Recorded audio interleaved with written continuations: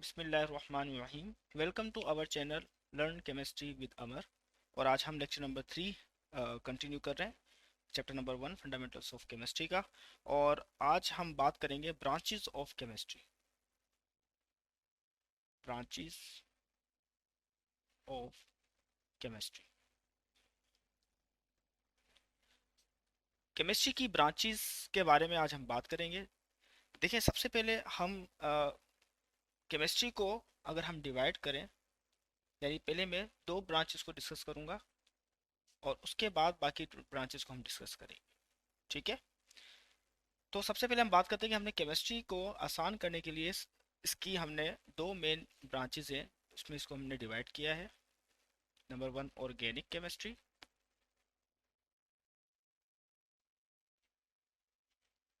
And number 2 inorganic chemistry.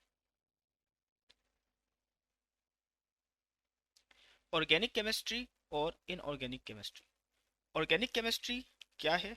इसमें हम बात करते हैं अबाउट ऑर्गेनिक केमिस्ट्री में हम बात करते हैं हाइड्रोकार्बन्स की, हाइड्रोकार्बन्स और उसके डेरिवेटिव्स की। समझाता हूँ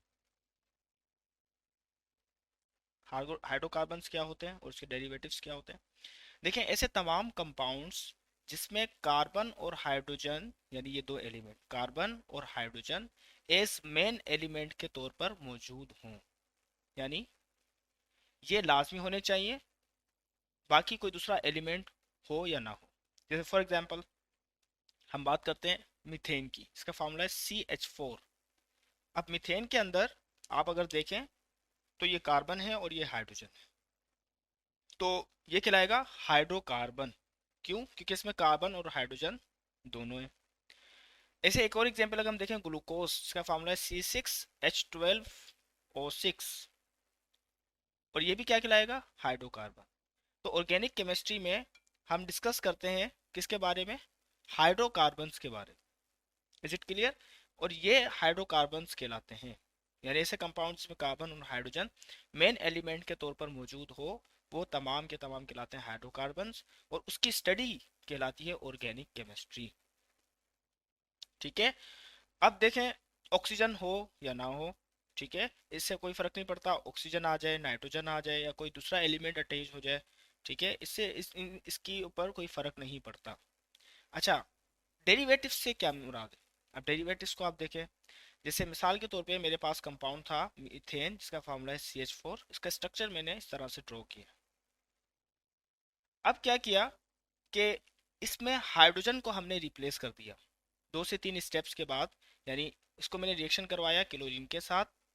ठीक है, क्लोरीन के साथ रिएक्शन करवाने पर क्या हुआ कि क्लोरीन ने हाइड्रोजन को रिप्लेस कर दिया, क्योंकि आपको पता है क्लोरीन जो है वो ज़्यादा रिएक्टिव होती है एज कम्पेयर टू हाइड्रोजन। आगे जो चैप्टर्स आएंगे उसमें हम बात करेंगे कि किसकी इलेक्ट्रोनेगेटिविटी ज़्यादा है, किसकी इलेक्ट्रोनेगेटिविटी कम है।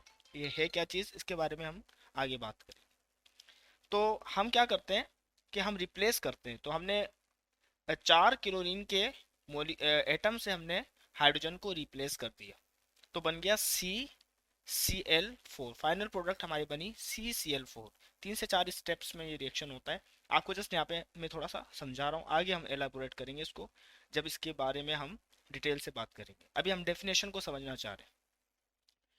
तो कार्बन टेट्रा क्लोराइड, इसको मैं कैसे लिखूंगा? Carbon tetra chloride.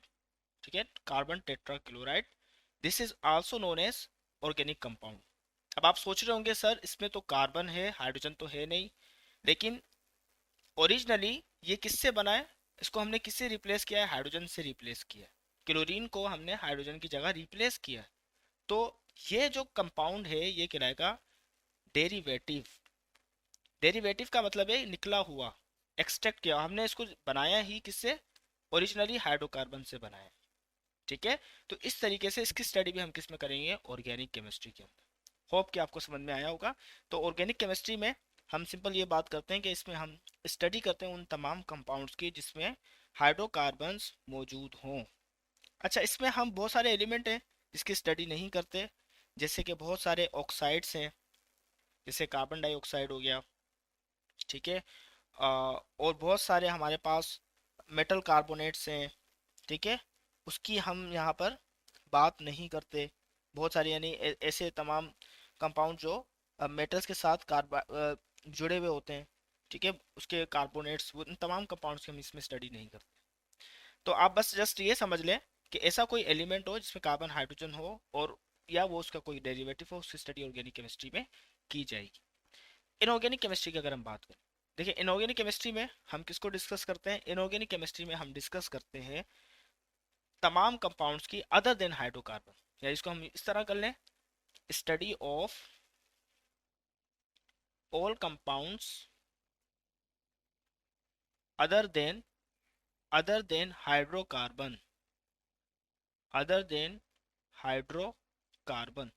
हाइड्रोकार्बन के अलावा जितने भी कंपाउंड्स हैं, अब देखें कार्बन डाइऑक्साइड है, इसकी स्टडी और इनऑर्गेनिक केमिस्ट्री में की जाएगी, ठीक है। ऑक्सीजन है, इसकी स्टडी, ठीक है, इसकी स्टडी इनऑर्गेनिक केमिस्ट्री में की जाएगी। और क्लोरीन है, क्लोरीन मॉलिक्यूल, इसकी स्टडी इनऑर्गेनिक केमिस्ट्री में की जाएगी। और बहुत सारे और कंपाउंड्स इस तरह से, जैसे वाटर H2O, इसके स्टडी इनऑर्गेनिक केमिस्ट्री में की जाएगी। तो हमने केमिस्ट्री को दो सेक्शन में डिवाइड किया है on the basis of their nature. वो कंपाउंड जिनमें कार्बन हाइड्रोजन मेन एलिमेंट के तौर पर मौजूद हो, उसमें उसको हमने रख दिया सब डिवीजन ऑर्गेनिक केमिस्ट्री में, और बाकी तमाम कंपाउंड्स को हमने रख दिया इनऑर्गेनिक केमिस्ट्री। अब इसकी आप डेफिनेशन अपने वर्ड्स में भी बना सकते हैं, ठीक है। ये तो आ गई दो मेन ब्रांचेस, ये मेन ब्रांचेस है केमिस्ट्री की। फिर अब हम नेक्स्ट फर्दर जो ब्रांचेस हैं उसके बारे में हम बात करेंगे। जैसे फॉर एग्जांपल हमारे पास आगे जो ब्रांचेस आ रही हैं वो है फिजिकल केमिस्ट्री, फिजिकल केमिस्ट्री। अब ये भी बड़ी इंपॉर्टेंट केमिस्ट्री की एक ब्रांच है, और इसमें हम किस चीज़ को स्टडी करते हैं? इसमें हम स्टडी करते हैं chemical combination of atoms and molecules in a chemical reaction, यानी किसी भी केमिकल रिएक्शन के अंदर, किसी भी केमिकल रिएक्शन के अंदर जो एटम्स, ठीक है, या मॉलिक्यूल्स रिएक्शन कर रहे हैं। ये फॉर एग्जांपल ए कोई एटम है या ए कोई मॉलिक्यूल है, बी कोई एटम है या कोई मॉलिक्यूल है, और प्रोडक्ट बन रही है सी। तो किस प्रिंसिपल्स के तहत, किन लॉस के तहत इनमें आपस में रिएक्शन होगा, उन तमाम प्रिंसिपल्स की, लॉस की स्टडी हम फिजिकल केमिस्ट्री में करते हैं, नंबर एक। नंबर दो, इसमें हम दूसरी चीज क्या स्टडी करते हैं? इसमें हम स्टडी करते हैं मैटर की कंपोजिशन, ठीक है। मैटर की क्या स्टडी करते हैं? मैटर की कंपोजिशन, भाई ये मैटर बना किससे है, और इसकी फिजिकल प्रॉपर्टीज क्या हैं, फिजिकल प्रॉपर्टीज। मैंने आपको बताया था डेफिनेशन ऑफ केमिस्ट्री में कि दो तरह की प्रॉपर्टीज होती हैं, फिजिकल प्रॉपर्टीज और केमिकल प्रॉपर्टीज। जैसे फॉर एग्जांपल बॉइलिंग पॉइंट, ठीक है, बॉइलिंग पॉइंट ये क्या है हमारे पास? ये फिजिकल प्रॉपर्टी है। वाटर का बॉइलिंग पॉइंट, किस पॉइंट पे 100 डिग्री सेंटीग्रेड पे वाटर बॉयल हो जाता है, तो that is the boiling point. तो बॉइलिंग पॉइंट किसकी क्या है? फिजिकल प्रॉपर्टी है, किसी भी मैटर की, वाटर की जो है फिजिकल प्रॉपर्टी है। कंपोजिशन, भाई किस हिसाब से ये रिएक्शन करेंगे, कितने पार्ट हाइड्रोजन होना चाहिए, कितना पार्ट ऑक्सीजन का होना चाहिए, तो बनेगा वाटर का मॉलिक्यूल H2O, ठीक है। तो ये आ गई फिजिकल केमिस्ट्री। नेक्स्ट हम आगे चलते हैं, आगे आ जाती है हमारे पास बायो केमिस्ट्री, जो बहुत अच्छी एक केमिस्ट्री की ब्रांच है। इस वक्त इसका बड़ा यूज़ है हमारी सोसाइटी में, क्योंकि बायो केमिस्ट्री के बगैर हमारे पास मेडिसन्स जो है वो नहीं बनती, नहीं बन सकती। इसका बड़ा इंपॉर्टेंट रोल है मेडिकल केमिस्ट्री के अंदर भी, चाहे आप DVM कर रहे हैं, चाहे आप MBBS कर रहे हैं, तो बायो केमिस्ट्री जो है एज अ मेन सब्जेक्ट के तौर पर पढ़ाई जाती है। तो बेटा इसमें हम क्या करते हैं? इसके अंदर हम स्टडी करते हैं उन तमाम केमिकल्स की। अगर मैं इसको कहूँ कि बायोकेमिस्ट्री में हम किसकी स्टडी करते हैं? केमिकल्स की। बट कौन से केमिकल्स की? जो कि कहाँ हमें मिले? Found in living organism, that found in living organism. किसी भी जानदार अशिया में हमें जो केमिकल्स मिलते हैं, उन केमिकल्स की स्टडी हम बायोकेमिस्ट्री के अंदर करते हैं। जैसे बहुत सारे हमारे पास एनिमल्स हैं, ठीक है, जैसे हमारे मुंह में सेलिवा होता है। अब सेलिवा की कंपोजिशन क्या है? ठीक है, हमारे स्टमक में हाइड्रो HCl होता है तो उसकी कंपोजिशन क्या होगी, ठीक है। और हमारे पास बहुत सारे और हमारे पूरे बॉडी के अंदर इंजाइम्स होते हैं, आपने पढ़ा होगा बायोलॉजी में इंजाइम्स, ठीक है, खास किस्म के प्रोटीन्स होते हैं जो स्पीड अप करते हैं केमिकल रिएक्शंस को। तो वो भी दरअसल एक केमिकल्स जो है वो होते हैं, तो उसकी स्टडी भी किसमें हम करते हैं, बायोकेमिस्ट्री में। उनकी कंपोजिशन क्या है, उनका यूज़ क्या है। इससे क्या होता है, हम बहुत सारी मेडिसिन और बहुत सारी डिजीज़ की हम जो है वो क्या कर सकते हैं, मेडिसिन बना सकते हैं, और बहुत सारी डिजीज़ हम अपने आप को बचा सकते हैं। तो बायोकेमिस्ट्री का सोसाइटी में बहुत इंपॉर्टेंट रोल है। इसके अलावा बायोकेमिस्ट्री का और भी रोल है, जैसे कि अगर हम बात करें, हमारे पास बहुत सारे मॉलिक्यूल्स की बॉडी के अंदर बहुत सारे जैसे होते हैं बायोमोलिक्यूल, जैसे फैट्स, लिपिड्स, कार्बोहाइड्रेट्स, ठीक है, ये तमाम के तमाम जो मॉलिक्यूल्स होते हैं, इसकी डिफिशियंसी हो जाए या इसकी इफिशियंसी हो जाए, तो ये सारी चीज़ें हमें किस में पता चलती हैं, बायोकेमिस्ट्री के। तो मेडिकल पॉइंट ऑफ व्यू से इसका बड़ा एक इम्पोर्टेंट रोल है। देन हम थोड़ा सा और आगे जाते हैं, इंडस्ट्रियल केमिस्ट्री देखें। इंडस्ट्रियल केमिस्ट्री एक बहुत यूनिक यूज है केमिस्ट्री का। और इंडस्ट्रियल केमिस्ट्री की आप ब्रांच है, इसके अंदर आप क्या डिस्कस करते हैं, इसके अंदर आप डिस्कस करते हैं how to convert raw material raw material into into useful product. यानी इंडस्ट्रियल केमिस्ट्री में क्या हम डिस्कस करते हैं, हम डिस्कस करते हैं कि जो रॉ मटेरियल है उसको किस तरह से यूजफुल प्रोडक्ट में कन्वर्ट किया जाए। जैसे हम सीमेंट बनाते हैं, तो सीमेंट हम बेसिकली किससे बनाते हैं, मिट्टी से बनाते हैं, रेत से बनाते हैं। तो किस तरह के केमिकल रिएक्शंस होंगे वो करने के बाद सीमेंट उस मिट्टी की कंपोजिशन सीमेंट में तब्दील हो जाए, उस रेत की कंपोजिशन सीमेंट में तब्दील हो जाए, ठीक है। तो सीमेंट की क्या है, प्रोडक्ट है केमिस्ट्री की, तो इसमें आ जाती है इंडस्ट्रियल केमिस्ट्री। बहुत सारी और हम इंडस्ट्रियल केमिस्ट्री की अगर हम चीज़ देखें, जैसे हम सिंथेटिक फाइबर्स बनाते हैं और गिलास बनाते हैं, ठीक है। गिलास हो गए, फर्टिलाइजर्स हो गए, खादें वगैरह जो मैंने आपको बताई थी, definition of importance of chemistry में जो हम बात कर रहे थे, वही चीज़ यहाँ पर आ रही है कि इंडस्ट्रियल केमिस्ट्री में हम गिलास, फर्टिलाइजर्स, पेस्टिसाइड्स, ठीक है, सोप्स, डिटर्जेंट्स, ये तमाम चीज़ें हम किस में बनाते हैं, कौन सी ब्रांच होती है, वो होती है इंडस्ट्रियल केमिस्ट्री, जो हमें हेल्प करती है कि जो रॉ मटेरियल है जो कि यूज़फुल मटेरियल नहीं है, उसको किस तरीके से यूज़फुल प्रोडक्ट में कन्वर्ट किया जाए। तो वो तमाम स्टेप्स जिसमें हम स्टडी करते हैं वो कहलाती है इंडस्ट्रियल केमिस्ट्री। देन हमारे पास आगे आ जाती है न्यूक्लियर केमिस्ट्री, ठीक है। ये तो आगे दो ब्रांचेस। अब हम आगे चलते हैं, कौन सी है, न्यूक्लियर केमिस्ट्री। देखिए बेटा, न्यूक्लियर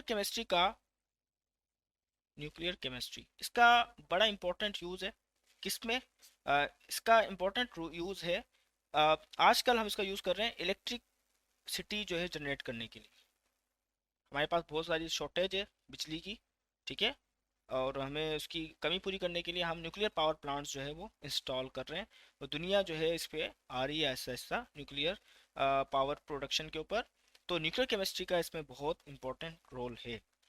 अब न्यूक्लियर केमिस्ट्री जैसे नाम से जाहिर है, एटम होता है, एटम का न्यूक्लियस होता है, ठीक है, न्यूक्लियस में प्रोटॉन होता है, न्यूट्रॉन होता है, देन इलेक्ट्रॉन होता है, ठीक है। तो न्यूक्लियस की स्टडी किस पॉइंट ऑफ व्यू से, अ, हम इसमें बात करते हैं कि it deals with the reaction, कौन से रिएक्शन जो कि न्यूक्लियस के अंदर होते हैं। एक खास रिएक्शन है जिसको हम कहते हैं रेडियो एक्टिविटी, ठीक है। व्हाट इज रेडियो एक्टिविटी, कि हम ये बात करते हैं radio activity is the spontaneous emission of emission of radiations from from the nucleus, ठीक है, न्यूक्लियस ऑफ एन एटम, किसी भी एटम के न्यूक्लियस में से रेडिएशंस का स्पॉन्टेनियस इमिट होना, खारिज होना, that process is known as radioactivity. और हम न्यूक्लियर केमिस्ट्री की ब्रांच में रेडियो एक्टिविटी के बारे में डिस्कस करते हैं, और न्यूक्लियर प्रोसेस जो होते हैं किसी भी न्यूक्लियस के अंदर, उसके बाद हम करते हैं। और इससे हम बेसिकली करते क्या हैं, इससे हम ये करते हैं कि हम ट्रीटमेंट करते हैं मुख्तलिफ किस्म की डिजीज़ की भी। जैसे रेडियो एक्टिविटी जो है हमें हेल्प करती है कैंसर की ट्रीटमेंट के लिए। जैसे मैंने आपको एग्जांपल दी थी फर्स्ट लेक्चर में, रेडियोथेरेपी, सॉरी केमोथेरेपी बात की थी, यहाँ पे हम बात करेंगे रेडियोथेरेपी। अब रेडियो वेव्स का हम यूज करते हैं कैंसर की ट्रीटमेंट के लिए, तो यहाँ पर न्यूक्लियर केमिस्ट्री अपना रोल प्ले करती है, ठीक है। देन हमारे पास बहुत सारी और न्यूक्लियर पावर है, तो वो जाहिर है न्यूक्लियर केमिस्ट्री, हम उसके उसके बारे में हम न्यूक्लियर केमिस्ट्री हमें हेल्प करती है। तो आप इसको इस तरह डिफाइन कर सकते हैं, nuclear chemistry is the branch of chemistry in which we deals with the study of radioactivity and nuclear chemical reactions and uh, and the treatment of different diseases like cancer and other disease through radio waves। तो इस तरीके से आप अपनी wording में, on wording में define इसको कर सकते हैं। चलें, उसके बाद नेक्स्ट हमारे पास है इन्वायरमेंटल केमिस्ट्री। अब इन्वायरमेंटल केमिस्ट्री में हम क्या डिस्कस करते हैं, इन्वायरमेंट से रिलेटेड जितने भी हमारे पास चैलेंजेस हैं, जैसे पोल्यूशन है, ठीक है। पोल्यूशन एक बहुत बड़ी हमारे पास इस वक्त चैलेंज है इन्वायरमेंट में, पोल्यूशन। तो किस तरीके से हम कौन से स्टेप्स ले सकते हैं कि हम पोल्यूशन को ख़त्म कर सकें। वाटर पोल्यूशन है, एक बड़ा चैलेंज है इस वक्त सोसाइटी में। सॉइल पोल्यूशन है और एयर पोल्यूशन है। तो कौन से स्टेप्स हैं जो केमिस्ट्री ले सकती है या हमें बता सकती है एनवायरनमेंट को डिजीज जो हैजर्ड्स हैं उनसे बचाने के लिए। उन तमाम चीज़ों की, उन तमाम स्टेप्स की, उन तमाम मटेरियल्स की स्टडी हम इन्वायरमेंटल केमिस्ट्री में करते हैं, ठीक है। तो इसका बड़ा यूज़ है, इस वक्त बड़ा ग्लोबल एक चैलेंज है इन्वायरमेंट को सिक्योर करना। आपको पता है पाकिस्तान में भी बहुत सारी गवर्नमेंट जो है इसके ऊपर समिट वगैरह करवाती है, और दुनिया में यूनाइटेड नेशंस के ज़रिए भी बहुत सारा आजकल इसके ऊपर फोकस किया जा रहा है कि इन्वायरमेंट को किस तरीके से महफूज और सेफ रखा जाए, जिस तरह की हमारे पास जो है हमें हैजर्ड्स पहुंच रहे हैं दुनिया के अंदर। तो इन्वायरमेंटल केमिस्ट्री को हम डिस्कस करते हैं, इसमें हम पोल्यूशन और इससे रिलेटेड चीज़ों को हम डिस्कस करते हैं। अच्छा, देन अब आ जाती है हमारे पास एनालिटिकल केमिस्ट्री। इसका भी एक बड़ा यूनिक यूज़ है। एनालिटिकल केमिस्ट्री देखें दरअसल क्या होती है, इसमें हम एनालाइज करते हैं। देखिए वर्ड से, अच्छा डेफिनेशन को समझने का आसान तरीका है, आप वर्ड को क्लियर कर लें, ठीक है। जो डेफिनेशन का जो लफ्ज यूज हो रहा है जैसे एनालाइटिकल, तो एनालाइटिकल जो वर्ड है ये निकला है एनालिसिस से, और एनालिसिस का मतलब होता है मुशाहिदा करना, ठीक है। अब हम क्या करते हैं, देखिए मैंने आपको फॉर एग्जांपल, मैंने आपको कोई अननोन सब्सटेंस दिया, जो कोई आपको बीकर में कोई अननोन सब्सटेंस आपको लेबोरेटरी में दे दिया। अब आपको क्या करना है, आपको टारगेट दे दिया जाए कि भाई फाइंड करें कि ये है क्या। तो आप क्या करेंगे और इसका वेट कितना है, तो आप इसको ही सबसे पहले क्वालिटेटिव असेसमेंट करेंगे, ठीक है। असेसमेंट, इसको आप क्वालिटेटिव जो है जज करेंगे कि ये है क्या।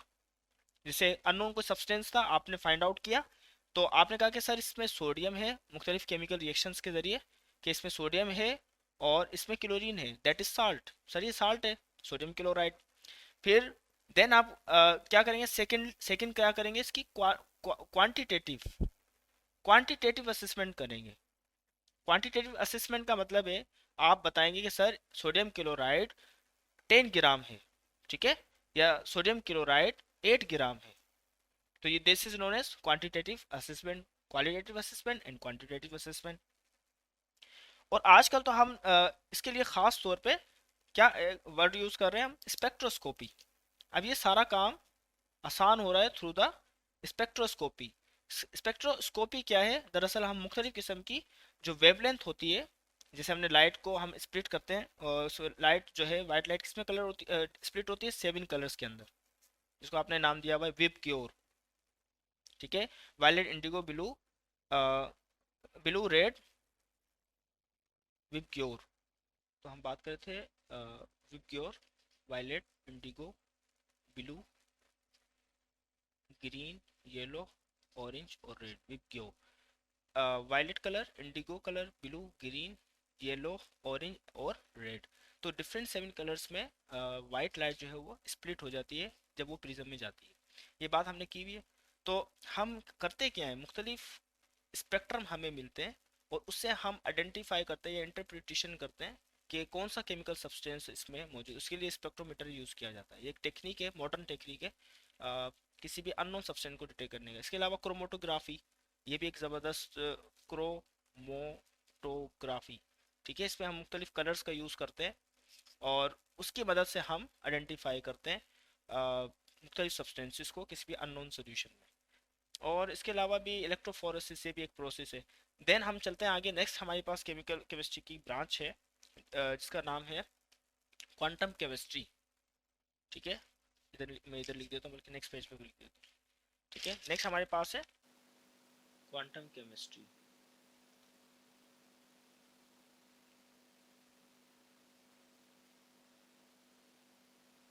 अच्छा, क्वांटम केमिस्ट्री में हम स्टडी क्या करते हैं, एप्लीकेशन की स्टडी करते हैं। किस चीज़ की एप्लीकेशन, फिजिकल मॉडल्स की। जैसे हम फिजिक्स में यूज़ करते हैं ना मॉडल्स, मुख्तलिफ किस्म की चीज़ों को के स्ट्रक्चर को एक्सप्रेस करने के लिए, सेम लाइक हम केमिस्ट्री के अंदर भी एटम्स और मॉलिक्यूल्स के दरमियान का जो स्ट्रक्चर है उसको रिप्रेजेंट करने के लिए मॉडल्स का यूज़ करते हैं। तो क्वांटम केमिस्ट्री में दरअसल हम फिजिक्स की हेल्प लेते हैं और मॉलिक्यूल्स की ज्योमेट्री को या उसकी मॉलिक्यूल्स की जो अरेंजमेंट है एटम्स की, उसको एक्सप्रेस करने के लिए हम फिजिकल मॉडल्स का यूज़ करते हैं। तो ये यूज़ है क्वांटम केमिस्ट्री का, बड़ी इंपॉर्टेंट केमिस्ट्री की ब्रांच है। अच्छा, उसके बाद नेक्स्ट हमारे पास है green chemistry. Dear viewers, green chemistry क्या है? इसमें हम डिस्कस करते हैं डिजाइनिंग ऑफ डिफरेंट प्रोडक्ट्स, बड़ी इंपॉर्टेंट लाइन है, designing of different products into less hazardous forms, ठीक है। अब यानी मुख्तलिफ किस्म की चीज़ों को हम मुख्तलिफ चीज़ों में, जैसे कि फॉर एग्जांपल हम बात करते हैं किसकी, रेफ्रिजरेटर में यूज़ होने वाली जो गैस है उसका नाम क्या है, क्लोरोफ्लोरोकार्बन। एयर कंडीशन में भी हम वो यूज़ करते हैं। तो हम क्या कर रहे हैं, हम उसको लेस हैजर्डस यानी किस तरीके से रिप्लेस करते हैं माहौल के लिए, वो किस तरीके से फ्रेंडली हो जाए। तो ग्रीन केमिस्ट्री का यूज़ ये है कि ये हमें वो तमाम किस्म की गाइडेंस देता है जिसमें हम अपने ऐसी प्रोडक्ट्स बनाएं जो कि इन्वायरमेंट के लिए लेस हैजर्डस, ठीक है, कम नुकसानदा वाली हो। ये ये बात हम करते हैं ग्रीन केमिस्ट्री के अंदर। होप कि आपको ये बात भी समझ में आई होगी। ये नई ब्रांचेज हैं, इनका फ़िलहाल इतना यूज़ नहीं है, लेकिन जो हमने ऊपर जो ब्रांचेस पढ़ी हैं उनका बड़ा इंपॉर्टेंट यूज़ है। तो ये है ग्रीन केमिस्ट्री। तो आपसे रिक्वेस्ट है कि अगर कोई सवाल हो, कोई चीज़ आपको समझ में नहीं आती तो आप पूछें ज़रूर कमेंट बॉक्स में, और लाइक करें, शेयर करें, सब्सक्राइब करें। और ऐसे लोग जो ट्यूशन वगैरह अफोर्ड नहीं कर सकते, आप ये लिंक जो है इस चैनल की आप उनको भेजें ताकि वो भी इस चीज़ से फ़ायदा उठाएं। Thank you.